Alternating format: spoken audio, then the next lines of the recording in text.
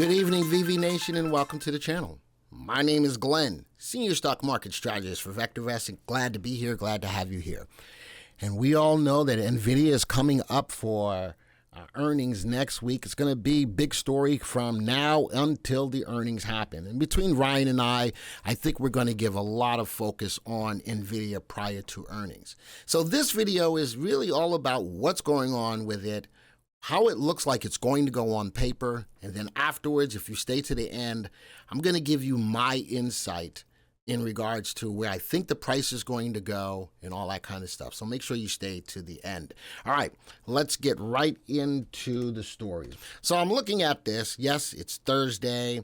I'm looking at technology for the S&P 500, and I'm looking Microsoft up 1.87%, Nvidia up 4.85%, and so on and so forth all throughout. So a big mover in the market today in all. On paper, it looks good. All right, let's go to the next story. Nvidia likely to offer up strong results guidance despite the GB200 NVL constraints. That comes from KeyBank. It's likely to be strong, and I think it's going to be a big mover of the market next week once it reports, whether good, bad, or indifferent. Despite prior concerns regarding constraints associated with the ramp of the GB200 NVL servers, we expect Nvidia to report strong fourth quarter results, which we anticipate will solidly beat and guide F1 conservatively, interesting use of word there, and moderately higher than consensus.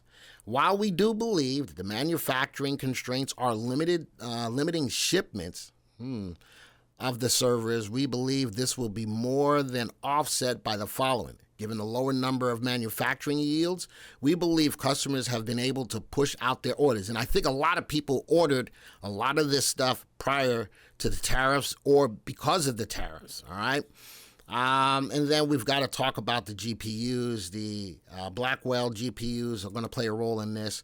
Will be one of the most, and this is from another article, why Nvidia's quarter four earnings will be one of the most important in its history. Big tech AI CapEx has exploded by 70% year over year. Amazon, Microsoft, Meta, Alphabet spending over $300 billion in AI infrastructure, and Nvidia Corporation is the undisputed winner. By Stargate, $500 billion initiative, Nvidia could capture over $170 billion just in GPU sales. All right, then Nvidia's next-gen Blackwell chips are already fully booked for the next 12 months. So the demand is there, and it looks like right now they're able to keep up with the demand even with the tariffs that could possibly be in play or that are currently in play. And the last one, Nvidia stock rises, why the chip maker got a price target upgrade. Now, I gave on live stream yesterday a price target for Nvidia of 175, and somebody said that that would give them a $4.3 trillion valuation. Well, one of the top three have to become a $4 trillion company soon, right? You're looking at Apple, Microsoft, and Nvidia. One of those are bound to be the first $4 trillion valued company. Why not Nvidia?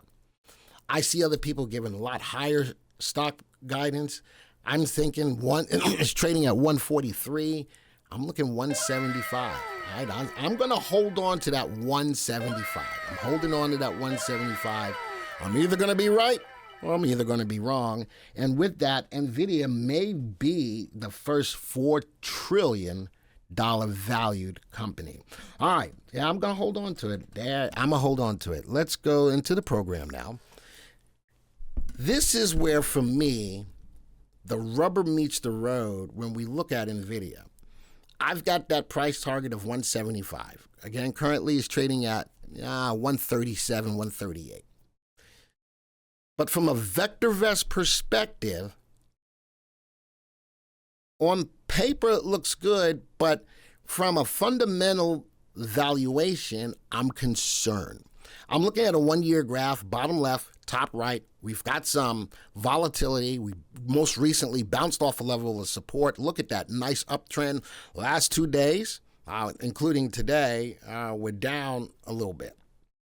So I look at this and I say, all right, the earnings per share rising. Well, the earnings is the engine that drives the stock's price higher.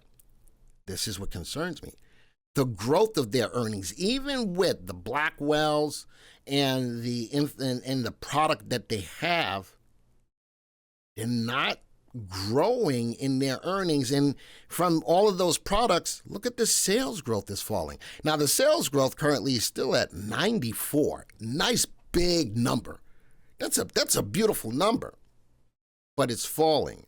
I'm looking at sales growth falling, look at earnings growth falling, relative safety, the ability to meet or exceed earnings expectation higher than it was a year ago. I think they beat on earnings. It is the revenue side of it that concerns me with the falling earnings growth. But let's say they beat top line and bottom line. Where does it go from there?